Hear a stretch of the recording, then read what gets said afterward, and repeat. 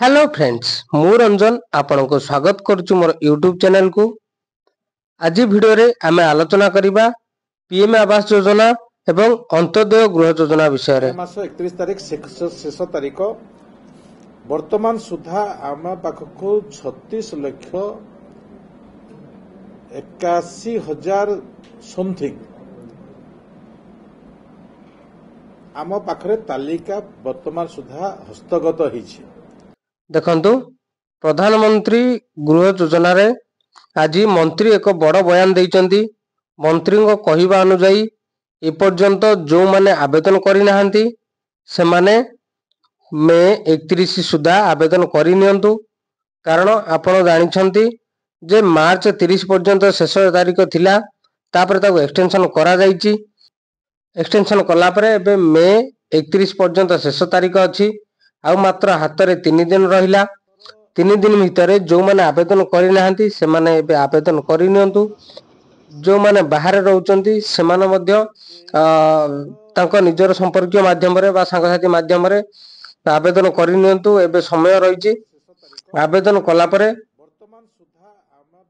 मंत्री सूचना दैछन जे केंद्र सरकार को पोर्टल सहित मर्ज करा जिवो। मर्ज कला परे जेतेबेले केंद्र रु गृह पाई योजना माध्यम रे बिल पारित हब सेतेबेले से माननको आग दिया जिवो जो माने एलिजिबल। एवं मंत्री कहिसेंती जे आउ मासेरु 2 मास मध्य रे सर्वे कार्य चालू रहिबो। सर्वे कार्य सरिला परे जो माने योग्य हिताधिकारी से माननको तुरंत गृह प्रदान करा जिवो। मंत्री को कहिबा अनुसार 36,81,000 रु ऊर्ध्व तालिका मंत्री को पाखरे रहिछि। जो माने अयोग्य हिताधिकारी जो माने माने पाइबा पई उपयुक्त नुहे से मानको आग कटा जिवो। तापर जो माने योग्य हिताधिकारी से मानको सर्वे माध्यम रे लिस्ट करा जाईकरी से मानको प्रथम गृह दिया जिवो। तापर रहिला देखंतु अंत्योदय योजना विषय रे। अंत्योदय योजना विषय रे मंत्री कहिसंती जे जो माने ए पर्यंत अंत्योदय गृह योजना रे घर पाई नाहंती से माने एई अंत्योदय गृह योजना रे शीघ्र घर पाइबे। एवं दुईटा योजना को मिसेइकरी मंत्री कहिसंती जे 1 लाख घर प्रथमे प्रदान करा जिवो बा 1 लाख घर प्रथमे दिया जिवो। 1 लाख घर बंटा सरिवा परे तापरे धीरे धीरे परवर्ती पर्याय रे सब जा घर बंटा हबो। जेतिकी योग्य हिताधिकारी समस्त को घर दिया जिवो। केही भी बात पड़िबे नाही, किंतु धैर्य रखिबा को पड़िबो। देखंतु मंत्री को कहिबा अनुसार विलंब होबार कारण जे पूर्व सरकार रे तांको लिस्ट दिया जाय नथिला जे को माने योग्य हिताधिकारी को माने अयोग्य हिताधिकारी।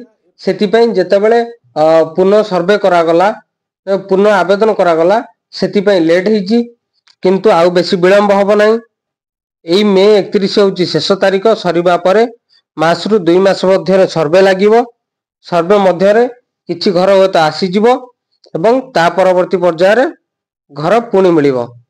ठीक अछि। तो देखंतु आ गोटे बड़ कथा कहिसंती मंत्री जे पीएम आवास एवं आईओए जो माने पाइथिले 48,000 टंका घर बा 48,000 टंका पाइथिले तो सेमानको पुणी थरे आउ पैसा दिया जिवो। मंत्री से बळी किछि योजना आनुचंती जहा पर सम्यक सूचना दैचंती।